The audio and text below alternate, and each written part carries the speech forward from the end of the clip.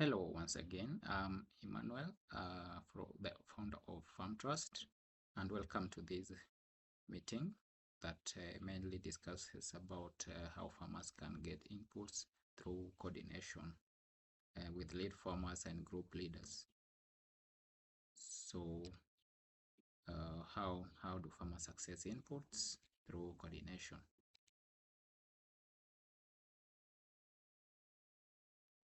So, first of all, we'll start with what we learned from the submissions that we got from the lead farmers and farmers who submitted their feedback from the forms while introducing. The one of the things that we found is the responses were received from multiple counties, and we are going to see more about it in the upcoming slides. Another thing that came strongly is the interest from lead farmers and agronomists. Most of them, of the respondents, were from the lead farmers and agronomists. Also, farmers were found to be still, many of them were purchasing individually, unlike coordinating in groups and purchasing in bulk. So farmers were purchasing individually. And lastly, there's most farmers do crop farming and mixed farming. So as you can see, these were the respondents and on the roles of those who responded. So the great number was lead farmers, and then there was agrovets, the agronomists, which followed, and then the third group was the group leaders. So these were the bulk of the feedback that was received. Another main activity that came out clearly was the activities in various areas. So there was crop farming, then there was mixed farming. So these held the most number of response. So which means many of those of farmers either they do crop farming, which has the maximum, and then some followed by mixed farming. So that's a mixture of crop farming and livestock. So as I said, we shall see those who are represented in the submissions, those who replied. So we see Busia, Kakamega, Kisumu, Vihiga, Homa Bay, Bomet, Kirinyaga, Machakos, Kitui, Makueni, Nakuru, Narok, and Elgeyo Marakwet. So from the feedback, we found that most farmers needed fertilizers, seeds, some needed soil testing, some needed training, others needed animal feeds, others needed spraying services, and others needed machinery services. Then there was also a few who needed credit and financing. So there's how the graph looks like. You can see that most the top demand is on fertilizers and seeds because these are the feed for plants. So that's then followed by training, which means many of our farmers still feel they don't have enough training to do agriculture. Then there's thirdly is the soil testing, which many people think, which means many people think they need this service due to the low productivity of the land. So the soil has diminished in terms of quality and productivity. Then there is machinery. The credit and financing came at number 5. Then there is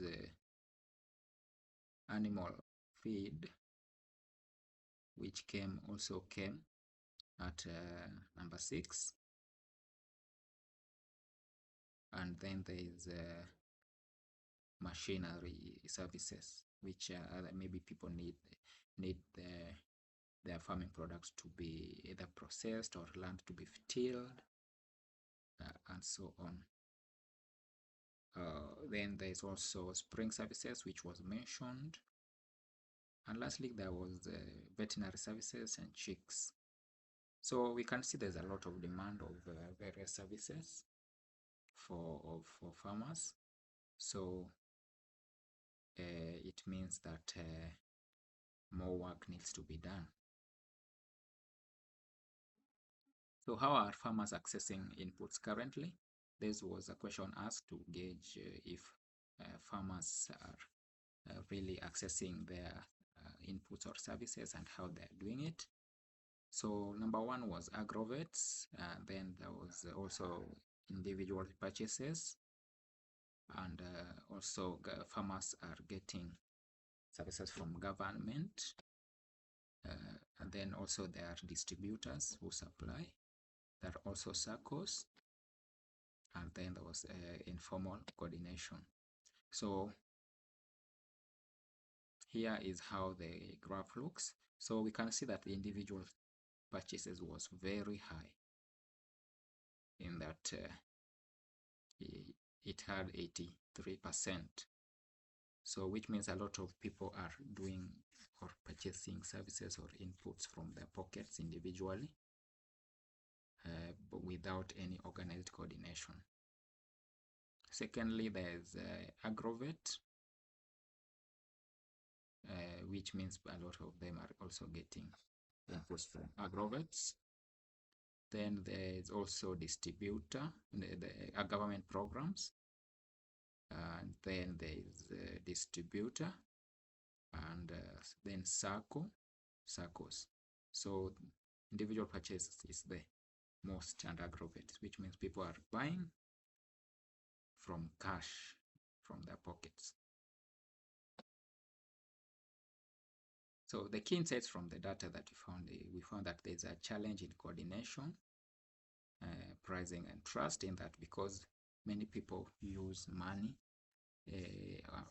directly to purchase items, it means there is still no coordination on how to access these inputs or services. Also, because of that, you may find that pricing is always coming with a lot of fluctuations, and this means it can't be relied on. So there's a challenge in coordination and pricing. And the reason for this, because the reason for lack of coordination and changing prices, is because there is no trust among farmers to enable them to organize a coordinated or a formalized way of purchasing inputs or services. So they rather wait till during that season when it starts, and then go and look for the item they need, or wait for until a certain challenge crops up or comes up, is then they can go for a service or input.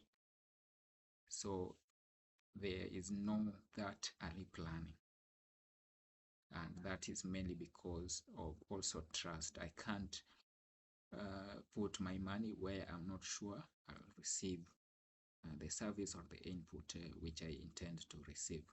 So that's one of the challenges, some of the insights that we generated from this data. Also, there are very few groups that organize purchases consistently. From the data, we found that very few said that they have coordinated ways of acquiring inputs or services. Also, many coordinators or respondents were interested in earning through coordination. So it means if there would be a way to bring farmers together and ensure they receive the inputs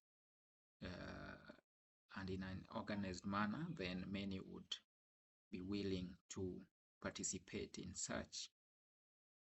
Also, Western Kenya showed strong coordination density, which means the people who from the feedback, they needed that. Also, there is poultry and livestock demand, which showed some significant data. So, which means there will be some need of those services related to those value chains. So, what did the farmers need, or why do farmers need coordination to get inputs or services? So one of the reason is when one farmer purchases alone, the cost will be higher, unlike when they purchase as bulk in a group. So when they are coordinated to as a group, each individual demand will add up to the bulk purchase, and when it comes, it is brought, they will be able to get what they need. Another thing is small purchases reduces the bargaining power. When you purchase as an individual, you may not bargain as much as when you purchase as a group or as a team. So if you want to purchase like 50 bags of fertilizer, it's you will get higher purchasing or bargaining power, unlike if you are purchasing 2 bags of fertilizer. So that's why coordination and coming together as a group will assist farmers to get fertilizers or inputs, seeds at a better price. 3 is the group coordination can reduce that transport cost. So while bringing inputs or together, or bringing a service or calling for a service in one place as a group, the cost of bringing that service to the end point or to the farm will be much lower. That's why coordination will assist there. There's also coordination improves accountability and communication. So through the system of coordination, farmers will be able to improve or account for their inputs and purchases and money, and also help in communicating to ensure they get their right inputs and services. So from this, where does a lead farmer comes in? What are they expected to do? So a lead farmer should be knowing the needs of their farmers in their area. That is the farmers they lead. So for example, as a lead farmer, you know that your farmers, this number of farmers needs let's say fertilizer CAN, Yaramila fertilizer. This other number needs this number of seeds, and which type of seeds, let's say DK 8031 or Duma, and this number of farmers needs this number of similar seeds. Yeah, so that is the requirement, expectation of a lead farmer. They should know the needs of their farmers in their area. Two is that they need to mobilize and organize farmers. So they can organize them in terms of value chain. They can bring them together and see who and who needs this, who and who needs the other. And then they can create a group to help in that.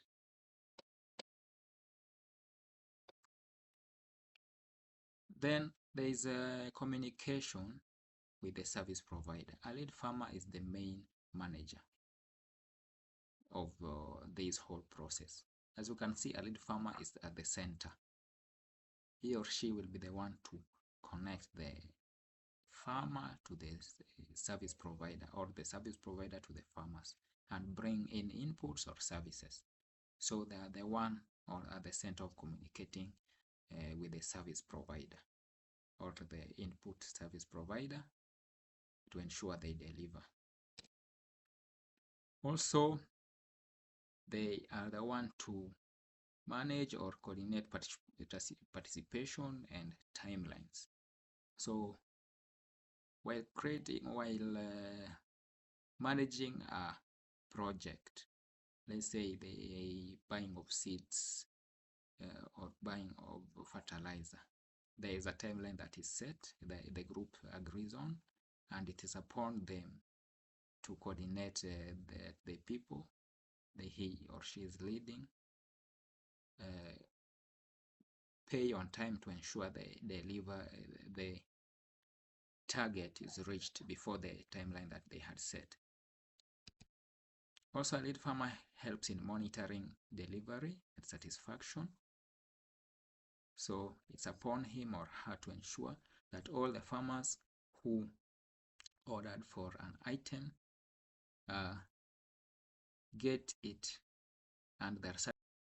So what is FarmTrust and how does it come in? Basically, we have talked about we have seen about the demand, the challenges that farmers face, and now how lead farmers can get in and chip in to help in this. Now, the lead farmers need to have a system, and the system should be open and should be reliable and should help them manage this whole process. So FarmTrust comes in that it gives the system to enable all this to happen. So FarmTrust is a coordination system connecting farmers, lead farmers, and service providers. It also supports organized purchasing and service coordination. It is designed to improve accountability and reduce inefficiencies.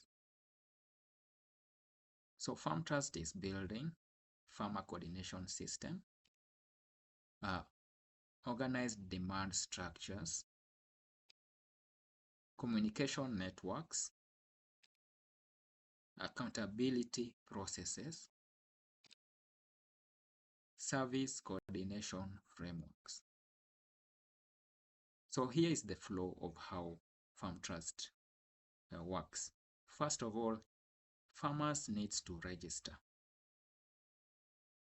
Then after registering, they are entered into a group by lead farmer. So the lead farmer should have also registered and created a group where they start putting farmers. Now a lead farmer creates that group and puts farmers. Then secondly, they create projects. So a project is basically a task that the farmers have agreed to achieve in a specific timeline. For instance, they can say, as a group, we want to purchase short train inputs before August 1st.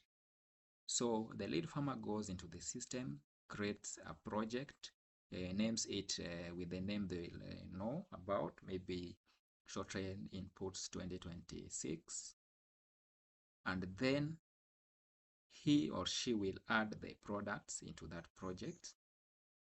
That is the items which the farmers will need. And then after doing that, the farmers will be alerted and it moves to the third step, which is farmers start participating. They will now get into this project. They will say, I see that this project has this and this and this listed. Now I only want this and this, and of this quantity and this of this quantity. For example, at this project creation, a lead farmer listed all the products that the farmers needed. Now at this farmer participation, the farmer only picks the item that they wanted from that project. Thirdly, there is the supplier quotation. So if the project was created without the prices stated, the supplier is supposed to give a quotation. So once the project is created, all suppliers will be notified that are in the system, and those suppliers who are interested in that project will give a quotation. They will also be able to see the phone number of the lead farmer who created the project, the contact details. So the supplier will now give a quotation of each and every item in that project if he or she can deliver all those items. Then, after giving a quotation, the lead farmer will get an alert that it's time for them to select the best price supplier. Now they'll pick the supplier, and that is maybe after discussing with their farmers. So after picking the supplier based on maybe the price or the quality and how they have agreed, they will now move to the next step. Each farmer will be notified about their final payment, final goal from the quantity they selected. For instance, if someone selected seed of 1,000 shillings, 2 packets, now if supplier says it's 1,000 shillings, they will get a message that now they need to pay 2,000. Each farmer will get their own cost. Now they'll start paying, which is the 5th step. So while paying, they'll only pay to their account, their own account. So each farmer can pay to their own account individually. However, they pay individually while targeting the project deadline. So the payment accumulates, and it should meet the threshold. It should be full before the project deadline that was set by the group. So after they pay and complete, they now approve for the delivery to be done. And once the delivery has been done, each farmer needs to verify that they are okay with the service or the input and that they have received. So once they have approved, the money will now go to the service provider. So that's the process. It goes to the service provider once the farmers have approved. It can be 3 farmers. It's a minimum of 3 farmers. Once 3 farmers have approved any of the 3, the service will be, the money will be transferred to the service provider. There are always agreements that come in between the farmer and the group, the supplier and the group. So a supplier can say we need 50, maybe 50% before delivery. Now that can come in this whole process, and the system will capture that. Okay, so that's generally the flow about how it works. So here, farmer registers, that is step one. And lead farmers organize farmers into groups, which the lead farmers have created. The groups can then, the groups can be based on region or farming activity or value chain and all that, what the farmers do. Now, a lead farmer can create groups based on what they are doing or based on their region. Step two is project creation. We are going over what we saw on the diagram. Step two is project creation. That is, a lead farmer creates a project. Inputs and services are listed by the lead farmer. Project deadlines are set and requirements are set. So all these are done by the lead farmer after maybe agreement with the group members. Step three is farmer participation. It's upon now farmers to join this project. Each farmer selects their quantities they need. The demand is combined into one request. So all these demand, individual demand, goes into one project, into this one project. Step four is supplier quotation. A supplier, a service provider or supplier submits their quotes, especially if there were no prices set by the lead farmer. Lead farmer discusses with the farmers. So after the quotation is submitted by the supplier, the lead farmer goes back to the farmers and discuss. One quotation is approved, and once it's approved, messages go to the farmers with their cost, total cost to pay, and it goes with the payment details. So farmers' final costs are shared on the payment coordination. Farmers' costs are shared. Farmers complete payment before deadline. Lead farmers follow up the participation. So lead farmers will work with farmers to ensure that all farmers pay before the deadline. Remember, this deadline they had set by their own, so they should be able to meet it based on how or why they set it up. The last step is step 6, delivery and verification. Inputs and services are delivered to the farmer by the supplier. Then farmers confirm that they've indeed received the service or the inputs, after which funds are then released to the supplier. So what happens next after these training or meeting? We shall conduct an assessment of understanding for those lead farmers who are interested. All lead farmers can do it, but this is just basically to help you remember or understand what the FarmTrust system or platform entails.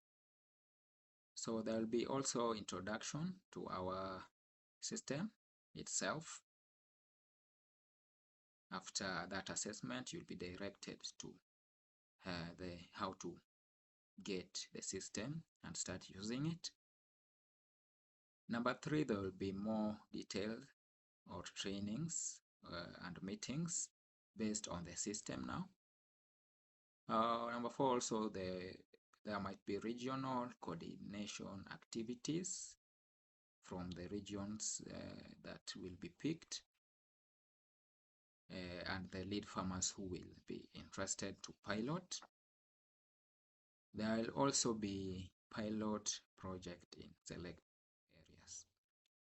So at this moment, I would welcome any questions that may arise in terms of the challenges, the input, access, experiences, or coordination suggestions. If you have any suggestions on how to or where you want to understand about the system.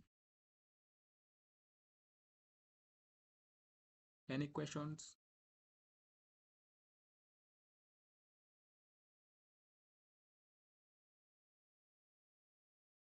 Okay. So this is basically the flow. We shall also, we see that there is the registration, groups are created, projects are created, then farmers join the project, then quotation is submitted by a service provider, payment starts, and then delivery is done.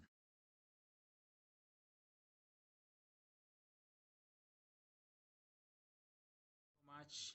Thank you for joining our meeting today. I appreciate the time you've taken to join this meeting. Now, the next step is I'll send a form or just assessment to gauge understanding about how FarmTrust works. And from that, you will then be directed into how to start using the system. Thank you so much. Have a good night.